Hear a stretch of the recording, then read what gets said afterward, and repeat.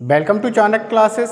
मैं हूं मुकुल दीक्षित और आज के इस वीडियो में हम परसेंटेज पर आधारित क्वेश्चन सॉल्व करेंगे। तो देखते हैं पहला क्वेश्चन है, यदि राम की आय श्याम से 12 सही 1/2% अधिक है तो श्याम की आय राम से कितने प्रतिशत कम है। यानी राम की आय श्याम से कितने प्रतिशत अधिक है, 12 सही 1/2% अधिक है। अगर इसको लिखा जाए तो हम लिख सकते हैं 25/2%। 25/2% मान लेते हैं। श्याम की आय कितनी है तो 2 से डिवाइड होना चाहिए, परसेंटेज भी निकलना चाहिए। यानी हम श्याम की आय मान लेते हैं कितनी, 200 रुपये। तो राम की आय कितनी होगी, 25/2%, यानी कितनी, 25 अधिक, यानी कितनी, 225। सिंपल सा है। श्याम की आय 200 और राम की आय 225। अब पूछा गया श्याम की आय राम की आय से कितना कम है, तो कितना कम है, 25 कम है। और तुलना करनी है राम से, यानी 225 गुणा करेंगे कितने का, 100 का। गुणा करेंगे 100 का। आप सॉल्व कर सकते हैं 25 से 9 बार और यहाँ पे 9 से डिवाइड करेंगे, यानी 11 सही 1/9% कम। 11 सही 1/9% कम है श्याम की आय राम की आय से। तो अगला क्वेश्चन देखते हैं। दो संख्याएं तीसरी संख्या से क्रमशः 20% एवं 50% अधिक हैं तो पहली संख्या दूसरी संख्या से कितने प्रतिशत है। ठीक है, दो संख्याएं तीसरी संख्या से 20% और 50% अधिक हैं तो पूछा गया है पहली संख्या दूसरी संख्या का कितना प्रतिशत है। मान लेते हैं तीसरी संख्या 100 है। क्लियर। तो दो संख्या हम क्या मानेंगे, एक 120 मानेंगे और एक मानेंगे कितना, 150। अब पूछा क्या गया है, पहली संख्या दूसरी संख्या का कितने प्रतिशत है। यानी पहली संख्या 120 बटा दूसरी संख्या 150 गुणा कर देंगे 100 का, 3 से डिवाइड करेंगे तो ये 40 बार, ये 50 बार और 50 से ये 2 बार। क्लियर। यानी पहली संख्या दूसरी संख्या का कितने प्रतिशत है, पहली संख्या दूसरी संख्या का है 80%। पहली संख्या दूसरी संख्या का 80% है। अगला क्वेश्चन देखते हैं। चीनी के मूल्य में 20% की वृद्धि हो जाती है, खपत को कितने प्रतिशत कम किया जाए ताकि खर्च पर कोई प्रभाव न पड़े। तो मान लेते हैं चीनी पर हम पहले 100 रुपये खर्च करते थे, अब हम कितने खर्च करेंगे, 120 रुपये खर्च करेंगे। लेकिन हमें ये खर्चा पहले जितना रखना है, यानी 100 रुपये करना है। तो खपत कितनी कम करेंगे, खपत इतनी कम करें कि 20 रुपये बच जाएँ। कितने में से, 120 में से गुणा कर देंगे 100 का। सॉल्व कर लेंगे 6 बार, ये 50 बार और ये 3 बार, यानी ये होगा 16 सही 2/3%। यानी खपत को कितना कम कर दें, 16 सही 2/3% खपत को अगर हम कम कर दें तो हमारे खर्च पर कोई प्रभाव नहीं पड़ेगा। अगला क्वेश्चन देखते हैं। चीनी का मूल्य 10% कम हो जाने के कारण एक व्यक्ति 360 रुपये में 2 किलोग्राम चीनी अधिक खरीद सकता है। चीनी का घटा हुआ मूल्य एवं पुराना मूल्य ज्ञात कीजिए। तो देखते हैं कितने प्रतिशत की कमी हुई है, 10% की। और कितने रुपए लेके जाता है वो बाजार, 360 रुपये लेके जाता है और 2 किलोग्राम चीनी अधिक लाता है जितनी वो खरीद के लाता था 360 रुपये में। तो होगा यहाँ पे क्या, अगर 360 रुपये लेके बाजार गया और 10% चीनी का मूल्य कम हो गया तो दुकानदार इसको 10% यानी कितने रुपए वापस करेगा, 36 रुपये। 36 रुपये वापस करेगा। तो ये 36 की और चीनी खरीद लेता है। कितनी आती है 36 की, 2 किलोग्राम। 36 रुपये की और चीनी खरीदेगा तो कितनी आएगी, 2 किलोग्राम। अब हम आसानी से सॉल्व कर सकते हैं। यानी इसको चीनी अभी मिल रही है कितनी, 18 रुपये प्रति किलोग्राम की दर से। अब 10% कम हुई है तो ये 90% है। यानी 90% कितना है आपके, 18 के बराबर। तो 100% यानी पुराना मूल्य कितने के बराबर होगा, 20 रुपये प्रति किलोग्राम के बराबर। तो दोनों मूल्य आ चुके हैं। यानी घटा हुआ मूल्य 18 रुपये प्रति किलोग्राम और पुराना मूल्य 20 रुपये प्रति किलोग्राम है। अगला क्वेश्चन देखते हैं। बहुत आसानी से सॉल्व कर रहे हैं। Question number 5। एक साइकिल की कीमत पहले 10% घटी, पुनः 20% घटी, कुल घटौती ज्ञात कीजिए। तो साइकिल की कीमत पहले 10% तो -10, फिर 20% घटाई गई तो -20, कुल घटौती ज्ञात चाहिए, माइनस माइनस होगा प्लस। 10 गुणा 20 200, बटा रखेंगे 100। सॉल्व कर लेंगे 10 और 20 -30 प्लस 2, कितने परसेंट की घटौती हुई, 28% की घटौती हुई। 28% की घटौती हुई साइकिल के मूल्य में। अगला क्वेश्चन देखते हैं। किसी परीक्षा में एक छात्र को 20% अंक मिलते हैं और वह 30 अंकों से फेल हो जाता है। दूसरे छात्र को 32% अंक मिलते हैं और वह 42 अंकों से पास हो जाता है। तो ज्ञात करना है उत्तीर्णांक का प्रतिशत ज्ञात करना है, यानी कितने % नंबर पाके कोई छात्र पास होगा। तो हम देखें इस छात्र को, एक छात्र को हमने 20% अंक दिए और अगर इसको हम 30 नंबर और दे देते तो ये पास हो जाता। और दूसरे छात्र को हमने कितना प्रतिशत, 32% अंक दिए, दूसरे छात्र को हमने 32% अंक दिए और अगर 42 नंबर इसके कम भी होते तब भी ये पास हो जाता, यानी ये हुए आपके पासिंग मार्क्स। क्लियर। इन दोनों को अगर हम बराबर कर दें तो ये 20 जाएगा 32 की साइड, यानी बचेगा 12%, और 42 जाएगा 30 के साइड, यानी कुल होगा 72। क्लियर। तो 12% बराबर 72 की, यानी 1% बराबर कितने के हुआ, 6 के, यानी 100% कितने के बराबर हुआ, 600 के। 100% बराबर हुआ कितने के, 600 के। यहाँ पे कितने नंबर है, 30 नंबर। 30 नंबर को अगर हम निकालें कि 30 नंबर को परसेंटेज में कन्वर्ट करें 600 के लिए तो कितना होगा, 5%, यानी 20% नंबर मिले हैं, 5%, यानी उसको 25% और नंबर मिल जाए तो ये पास हो जाता, 25% में ये पास हो जाता। तो ये हुआ आपका उत्तीर्णांक का प्रतिशत।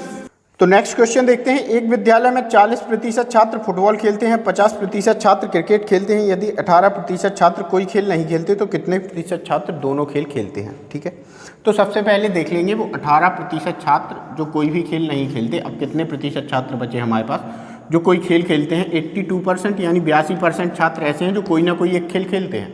क्लियर है। अब 40% छात्र फुटबॉल खेलते हैं और 50% छात्र क्रिकेट खेलते हैं, तो कुल हुए 90%।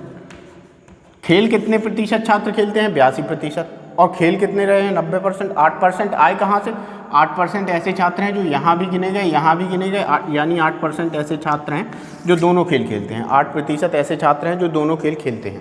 अगला क्वेश्चन देखते हैं। एक चुनाव में 8% मतदाताओं ने मतदान नहीं किया। क्लियर है। 8% मतदाताओं ने मत नहीं डाले। इस चुनाव में 2 उम्मीदवार थे। विजेता को कुल मतों का 48% प्राप्त हुए और वह 1100 मतों से जीत गए। कुल मतदाताओं की संख्या ज्ञात कीजिए। क्लियर है। देखते हैं, 8% वोटर ने वोट नहीं डाले, बचे कितने, 92% वोट डाले गए। क्लियर, 92% वोट डाले गए। 92 में से एक मतदाता को, एक उम्मीदवार को मिले कितने, 48%। एक उम्मीदवार को मिलते हैं कितना, 48%। अब 92 में से अगर 48 घटाया जाए तो यहाँ पे 4 बचेगा, यहाँ पे कितना बचेगा, 4, यानी 44% दूसरे उम्मीदवार को मिले होंगे। तो कितने प्रतिशत से हार जीत हुई है आपकी, 4% से। 4% से हार जीत हुई है और यही 4% बराबर है कितने के, 1100 के। यही 4% बराबर है कितने के, 1100 के। तो इसको हम बदलेंगे 100% में, 25 का गुणा करेंगे दोनों में। 25 का गुणा 25 एकम 25, 25 एकम 25 और 2 27, यानी कुल कितने वोटर थे, कितने मतदाता थे, 27,500। कुल कितने मतदाता थे, 27,500। मज़ा आ रहा है। अगला क्वेश्चन देखते हैं। 200 लीटर के एक मिश्रण में 15% पानी है तथा शेष दूध है। इस मिश्रण में कितना दूध और मिलाया जाए कि नए मिश्रण में 87.5% दूध बचे। क्लियर। देखते हैं, 200 लीटर है मिश्रण, ठीक है, 15% पानी है तो हम पानी लिख लेते हैं, कितना है, 30 लीटर। क्लियर, पानी 30 लीटर है। ठीक है, पानी है 30 लीटर, दूध कितना भी हो हमें फ़र्क नहीं पड़ेगा। अब हमने दूध और मिलाया इसमें, तो दूध हो गया कितना, 87.5%। तो पानी कितना बचा, पानी बचा अपने पास 12.5%। ठीक है, पानी कितना बचा, 12.5%। देख लेते हैं ऐसी कौन सी वैल्यू होगी जिसके लिए 12.5% का मान हो 30 लीटर। 12.5% का मान हो 30 लीटर। अभी ये 30 लीटर जो था ये तो हमने बदला नहीं, ना हमने पानी निकाला और ना ही हमने पानी मिलाया, यानी पानी कितना रहा, 30 लीटर का 30 लीटर। परसेंटेज चेंज हो गई इसकी, अभी 15% था, अब कितना हुआ, 12.5%, लेकिन है कितना, 30 लीटर। बहुत आसानी से सॉल्व कर सकते हैं। यहाँ से पॉइंट हटाएंगे, 0 बढ़ेगा, कितने बार काटा जाएगा, 8 बार। 8 बार काटा जाएगा, 8 का यहाँ पे गुणा करेंगे, x बराबर कितना होगा, 240 लीटर। यानी अगर 240 लीटर मिश्रण हो तो पानी जो 30 लीटर है वो कितना होगा, 12.5%। यहाँ पे कितना था, 200 लीटर, तो 40 लीटर हमने बढ़ाया, क्या होगा, 40 लीटर हमने दूध बढ़ाया होगा, यानी कितना दूध मिलाया गया इसमें, 40 लीटर। अगला क्वेश्चन देखते हैं। नेक्स्ट क्वेश्चन, एक चुनाव में 10% मतदाताओं ने मत नहीं डाले और 60 ने मतपत्र को खाली छोड़ा। यदि केवल 2 उम्मीदवार थे और एक को कुल मतों का 47% मत मिले और 308 मतों से जीत गया, कुल कितने मतदाता पंजीकृत थे। बहुत मज़ेदार क्वेश्चन है। पहले तो देख लो कितने प्रतिशत मतदाताओं ने वोट नहीं डाले, तो 10% ने वोट नहीं डाले, यानी कितने ने वोट डाले, 90% है। क्लियर है, कितने ने वोट डाले, 90% में। अब एक जो उम्मीदवार था उसको कुल मतों का 47% पहले ही मिल गया, एक को कुल मतों का कितना मिला, 47% पहले ही मिल गया। क्लियर है, इसके निश्चित हो गए कि इसको 47% वोट मिले। दूसरे को कितने परसेंट मिले होंगे, तो दूसरे को भाई साहब 43% मिले होंगे, 43% मिले होंगे। फिर जो 60 मतपत्र खाली छोड़े गए थे वो कहाँ जाएंगे, वो भाई साहब इसी के खाते में जाएंगे, यानी 60 मतपत्र खाली इसी में से हमने घटा दिए, क्योंकि इसके तो निश्चित है 47%। अगर इन दोनों का डिफरेंस निकालें तो कितना होगा, 308। हम बहुत आसानी से सॉल्व कर सकते हैं। आप 308 माइनस का अंदर मल्टीप्लाई करेंगे, 47 माइनस 43 कितना होगा, 4%। 47 माइनस 43 कितना होगा, 4%। ये होगा प्लस का, यानी प्लस 60 बराबर कितना होगा, 308। 308। अब ये 60 इस तरफ जाएगा, यानी 4% बराबर कितना होगा आपका, ये होगा 248 के। 248 के इसको काट दें अगर, तो 6 और 2 62 बार कटेगा, यानी वोटर 100% होंगे। वोटर 100% होंगे तो 1% बराबर 62 के, यानी 100% बराबर होगा कितने के, 62 100 के। यानी कितने मतदाता पंजीकृत थे, 62 100 मतदाता पंजीकृत थे। अगला क्वेश्चन देख लेते हैं। अगला क्वेश्चन देख लेते हैं। अंडे की कीमत में 50% की वृद्धि के कारण 24 रुपये में 4 अंडे कम मिलते हैं, तो अंडे का प्रति दर्जन घटा हुआ मूल्य ज्ञात कीजिए। देख लेते हैं। कोई व्यक्ति 24 रुपये लेकर बाजार जाता है, ठीक है, अंडे लेने। तो अंडे की कीमत जो है 50% की वृद्धि हो गई, यानी इसको कितने रुपए और ले जाने चाहिए थे, अगर उतने ही अंडे लाता है तो 12 रुपये और ले जाने चाहिए थे, ठीक है। तो दुकानदार 12 रुपये और मांगता है और ये कहता है कि 12 रुपये के अंडे कम कर दो, तो दुकानदार कितने अंडे कम कर देता है, 4 अंडे कम कर देता है।